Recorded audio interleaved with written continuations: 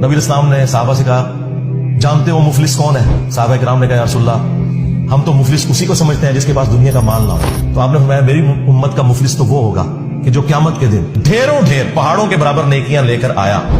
और उसमें नबी इस्लाम ने मुस्लिम शरीफ के अल्फाज है गिनवाया, कौन सी नेकियां?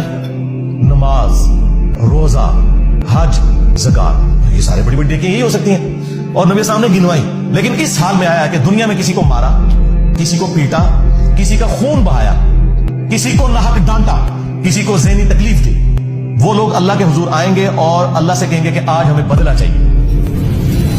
अल्लाह ताला फरमाएगा, आज तो करेंसी जो है वो नेकियां, जाओ फिर इतनी नेकियां ले लो इससे, यानी जितनी बड़ी तकलीफ उसने पहुंचाई होगी उसके इक्विवेलेंट उसके नामे माल से नेकियां निकाली जाएंगी।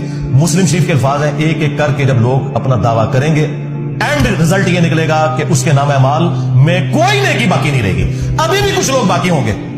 अल्लाहुम्मा ला तजअलना मिनहुम। वो कहेंगे, अल्लाह नेकियां तो खत्म होगी, अब हम क्या करें? अल्लाह ताला फरमाएगा, अब इसका इलाज ये है कि तुम्हारे गुनाह इसके नामे माल में डाले जाएंगे। तौबा तौबा, और उसे औंधा मुंह करके जहन्नम में फेंक दिया जाएगा। फिर नबी इस्लाम ने एंड पे फरमाया कि मेरी उम्मत का मुफलिस ये होगा।